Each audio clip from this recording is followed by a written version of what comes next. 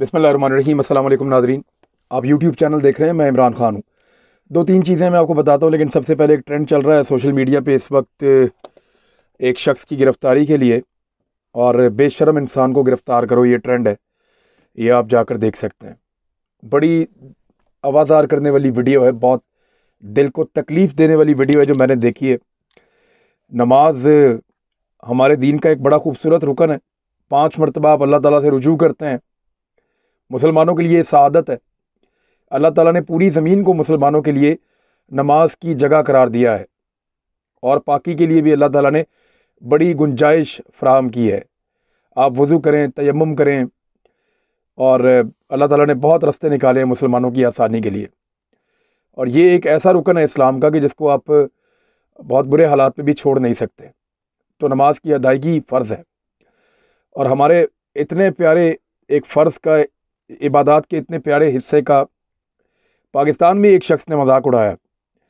अब ये शख्स पागल है, ज़हनी मरीज़ है, जानबूझकर कर रहा है, ये प्लानिंग के तहत किया गया है।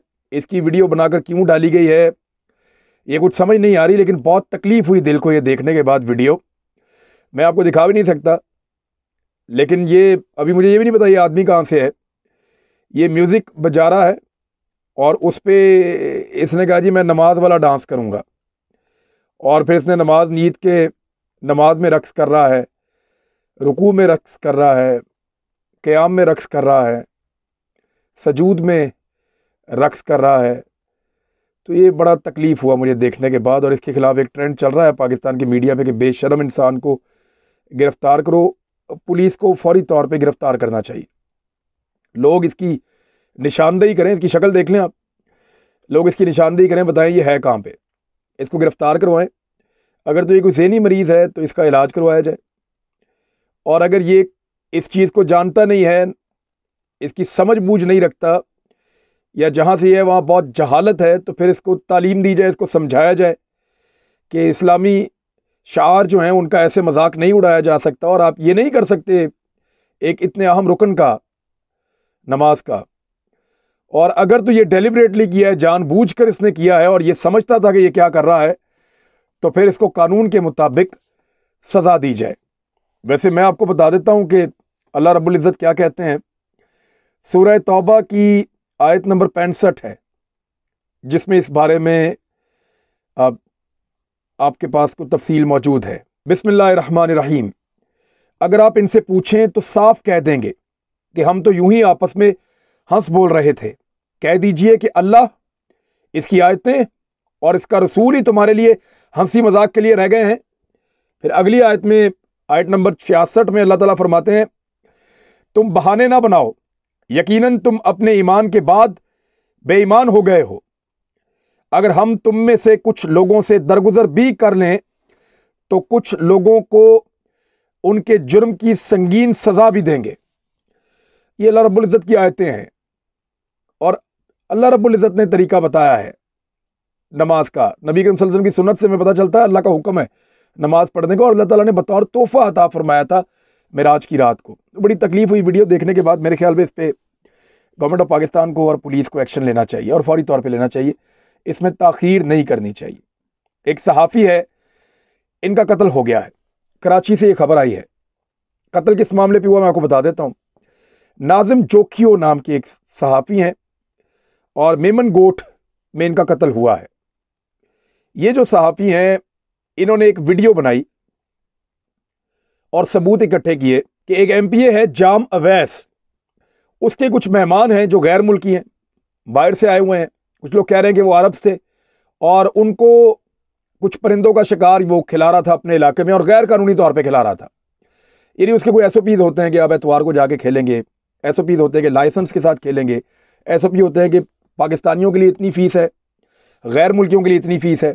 ये SOPs होते हैं, और मैं क्योंकि शिकार खेलता हूँ तो मुझे पता है कि ये SOPs क्या होते हैं। अब मेरे पास कई सालों पुराना एक लाइसेंस मौजूद है, उसको हर साल हम रिन्यू करते हैं। जहाँ जहाँ पे हम शिकार खेलते हैं वहाँ की हम फ़ीस पे करते हैं, और फिर वो बताते हैं कि आपने ऐसे शिकार खेलना है, ये उसके रूल्स हैं, तो उनको हम फॉलो कर लेते हैं, वैसे हम शिकार खेलते हैं। अब ये इलीगल शिकार हो रहा था, गैर कानूनी। इस साफ़ी ने उसकी वीडियो बना ली। मामला ये है कि ये तो रिपोर्ट हो सकता है, इलीगल शिकार पाकिस्तान में होता रहता है, अक्सर होता है। और ये जो अरब शहजादे आते हैं वो तो बगैर किसी रूल के ही शिकार खेलते हैं, कोई इंटरनेशनली ऐसे रूल तो है नहीं। उन्होंने अपने पूरे पूरे इलाके मले हुए हैं और उनका असर रसूख पाकिस्तान में इतना ज़्यादा है, फिर वो मदद भी करते हैं पाकिस्तानियों की, यूएई, सऊदी अरब। फिर उनके लोग यहाँ पे आते हैं जब उनके शहजादे या उनकी फैमिलीज, तो वहाँ पे उनको बड़े बड़े इलाके दिए जाते हैं। अब यहाँ पे इस सहाफ़ी ने इसकी वीडियो बनाई और ये ज़ाती नौयत के ताल्लुकात थे उन गैर मुल्कियों से, इस MPA जाम अवैस के। तो इस सहाफ़ी पे टॉर्चर किया गया, इसको पकड़ लिया गया, इसको मार दिया गया।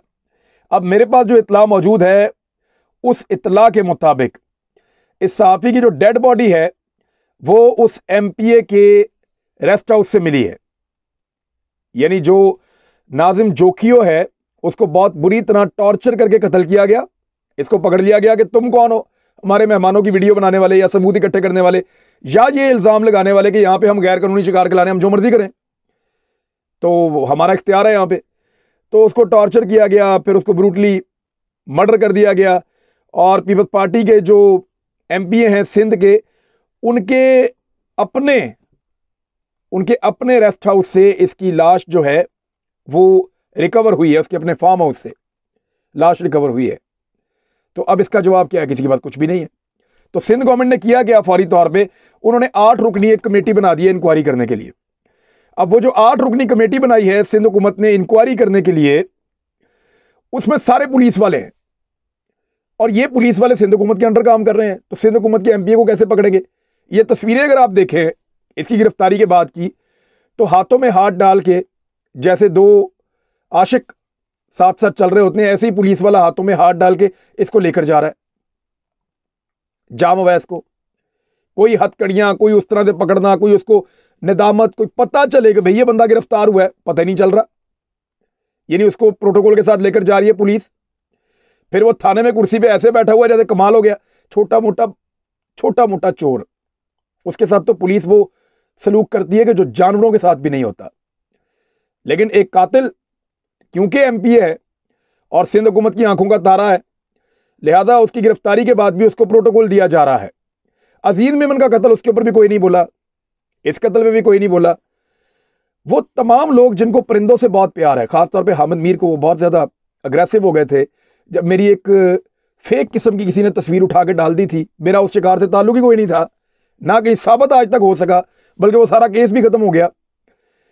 इन्होंने मेरे खिलाफ प्रोपेगेंडा किया कि जी ये कर दिया, वो कर दिया, ऐसे किया, वैसे किया। कुछ भी नहीं था, बल्कि जब मैंने राब्ता किया तो इनके पास कहने के लिए भी कुछ नहीं था मुझे। मैंने कहा जी आपको किसने इन्फॉर्मेशन दी, क्या इन्फॉर्मेशन है, मेरे साथ भी शेयर करें। तो देयर वाज नथिंग। बल्कि बाद में हामिद मीर साहब ने उस वक्त ये मेहरबानी की कि दोबारा ट्वीट करके उसमें वजाहत कर दी कि इमरान खान साहब ने ये बताया जब मैंने उनसे बात की थी, तो क्योंकि उनके पास सही इन्फॉर्मेशन नहीं थी। अब मामला ये है कि उस वक्त बहुत सारे सहाफ़ी इस मामला को उठा रहे थे कि ये पता नहीं कितने परिंदे मार दिए, क्या कर दिया, क्या। आज कोई नहीं बोल रहा क्योंकि पीपल्स पार्टी है। आज कोई नहीं बोल रहा क्योंकि पीपल्स पार्टी है, उन्होंने किया है। ना तो इलीगल हंटिंग के ऊपर बोल रहे हैं, ना सहाफ़ी के कत्ल के ऊपर बोल रहे हैं। यहां किसी सहाफ़ी को एक धक्का पड़ जाए हल्का सा, तो रोला पड़ जाता है कि आज़ादी इज़हार राय खतरे में पड़ गया। रोला पड़ जाता है कि पाकिस्तान के अंदर सहाफ़त का मुस्तकबिल खत्म हो गया। रोला पड़ जाता है कि आलमी इदारों को बुला लो, पता नहीं क्या हो गया पाकिस्तान में। एक हल्का सा धक्का पड़ जाए कहीं पे। लेकिन सिंध में सहाफ़ियों को कत्ल पे कत्ल करें, कोई नहीं बोलता।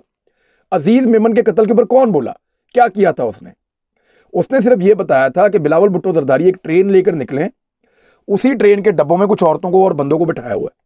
वो जिस स्टेशन पे रुकते हैं वो औरतें और बंदे फटाफट उतर के ट्रेन के बाहर इकट्ठे हो जाते हैं और बिलावल उनसे खिताब करते हैं। बिलावल अंदर जाते हैं, वही बंदे और औरतें अंदर वापस ट्रेन के अंदर बैठ जाते हैं। यानी ये एक ही क्राउड है जो बार बार बिलावल उनसे खिताब कर रहे हैं और शो ये कर रहे हैं कि उनका ट्रेन मार्च बहुत लंबा सिंध के अंदर चल रहा है और बड़ा जबरदस्त काम हो रहा है। लेकिन उन्होंने वो झूठ पकड़ दिया, बेनकाब कर दिया। फिर उसने कहा कि ये अब मुझे कत्ल कर देंगे। उसने बताया कि उसको कत्ल की धमकियां दी जा रही हैं और फिर वो कत्ल हो गया। किसने पकड़ा? कुछ हुआ? इल्जामात सिंध हुकूमत के लोगों के ऊपर हैं। आज तक किसी के खिलाफ कोई एक्शन नहीं हुआ। अभी सिंध के MPA के लोगों की फायरिंग से खातून हलाक हो गई हैं, जांबाक हो गई है खातून, और वीडियो मौजूद है, रोला पड़ा हुआ है हर तरफ। कोई एक्शन नहीं, और इस पे भी कोई एक्शन नहीं होगा। ये भी छूट जाएगा, वैसे ही छूट जाएगा जैसे हर ताकतवर कमजोर को मारने के बाद छूट जाता है। कभी पैसे देके, दियत की रकम देकर, पहले जमानत करवा लेते हैं, फिर दबाव इतना डालते हैं और दबाव डलता चला जाता है। वो फैमिलीज कहती हैं हमने लड़ना ही नहीं मुकदमा, उनको पैसे वैसे दे के उनका मुंह चुप करवा देते हैं, बंद करवा देते हैं उनका। ऐसे ही करते हैं इस केस में भी, यही हो जाएगा। यही होता रहा है। सिंध में इंसाफ की तवक्को ना की जाए जब तक ये सिस्टम वहां पे इस तरीके से काम कर रहा है। अब आ जाए एक और खबर की तरफ। आलमी इदारों को जो पाकिस्तान के अंदर सहाफत बहुत खतरे में और बहुत सारे इस तरह के हालात उनको नजर आते हैं, लेकिन कभी आपने सुना कि वो भारत के भी ऐसे कह रहे हो? वो तो कहते हैं सेकुलर, बहुत जमहूरी, बड़ा शानदार मुल्क है भारत। सहाफियों के हवाले से सिंध में जैसे कत्लो आम हो रहा है, कितने सहाफी मार दिए गए हैं। एक और सहाफी के बारे में मैं भी रिपोर्ट पढ़ रहा था, उनको भी मारा गया कुछ अर्सा पहले, किसी को पता ही नहीं चला। तो सिंध में लगातार सहाफियों का कत्लेआम हो रहा है, उनका इस्तेसाल हो रहा है। कोई सहाफी सिंध हुकूमत की मर्जी के बगैर अंदरूने सिंध से रिपोर्ट ही नहीं कर सकता। उठा के ले जाते हैं, जाके जूतों से मारते हैं, टॉर्चर करते हैं, घर वालों का जीना आराम कर देते हैं, मुकदमे बनाना शुरू कर देते हैं। तो वहां के सहाफी दबे हुए हैं, पिसे हुए हैं, परेशान हैं। कराची के अंदर थोड़ा बहुत काम कर लेते हैं सहाफी। अब भारत के अंदर क्या हो रहा है जरा ये देखिए आप। भारत में 2 बरस के दौरान सहाफियों पर 256 हमले रिपोर्ट हुए हैं। 256 हमले। पाकिस्तान में अशरे अशीर भी नहीं होगा, लेकिन फिर भी रौला यहां बहुत पड़ता है। अमेरिका की एक गैर सरकारी तंजीम ने अपनी रिपोर्ट में कहा है कि भारत में गुज़िश्ता 2 बरसों के दौरान सहाफियों पर तशद्दुद के 256 वाक़यात पेश आए। पुलिस प्रोजेक्ट ने अपनी इस तहकीक में मई 2019 से लेकर रवां बरस अगस्त तक के वाक़यात का जायजा लिया। उन्होंने ये बताया कि रिपोर्ट के मुताबिक जम्मू कश्मीर में 51, मुतराद शहरियत तरमीमी कानून के खिलाफ होने वाले मुजाहरों के दौरान 26, नई दिल्ली में जो 19 और इसके अलावा दीगर इलाकों में 46 वाक़यात मजीद पेश आए हैं।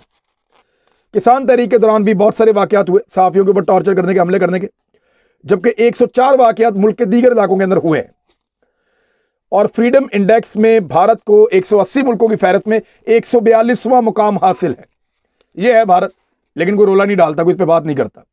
और भारत की असल शक्ल मैं आपको दिखाऊं तो ये देखें आप, नरेंद्र मोदी के जो वुज़रा हैं उनमें से 42% वजीरों पर, जो उसकी कैबिनेट है ना, बहुत बड़ी कैबिनेट बनाई हुई है नरेंद्र मोदी ने, उसकी काबीना के 42% वजीरों पर कत्ल के, रेप के और डकैती के मुकदमात हैं।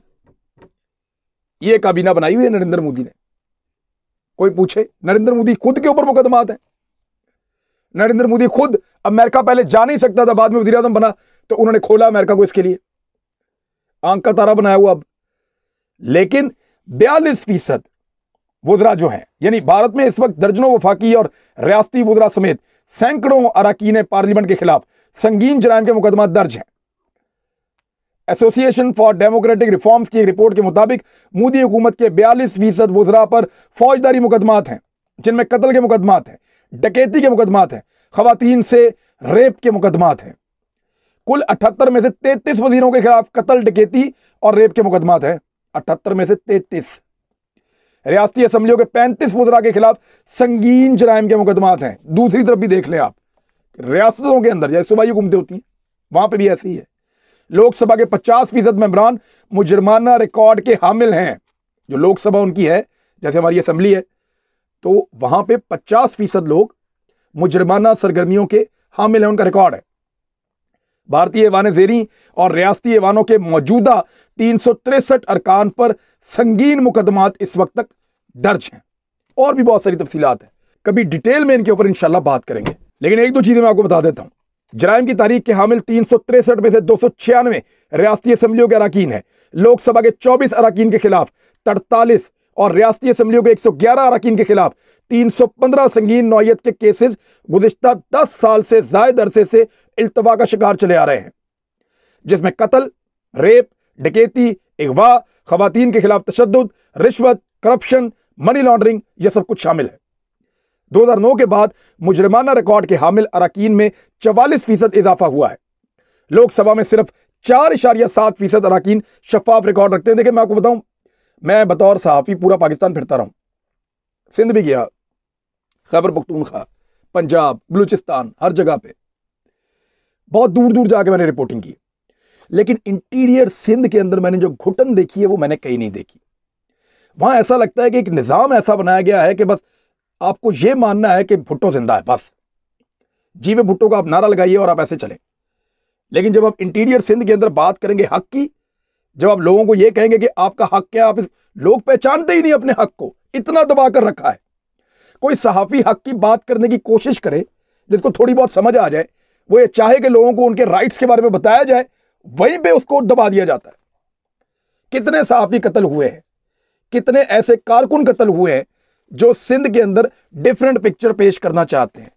इस पे कभी इंक्वायरी हो तो सामने आए आपके कि एक्चुअली सिंध के निजाम को कैसे दबाकर, मजबूर कर और प्रेशर में डाल के रखा हुआ है। अब तक के लिए इतने, अपना ख्याल रखिएगा, अपने इस चैनल का भी। अल्लाह हाफिज।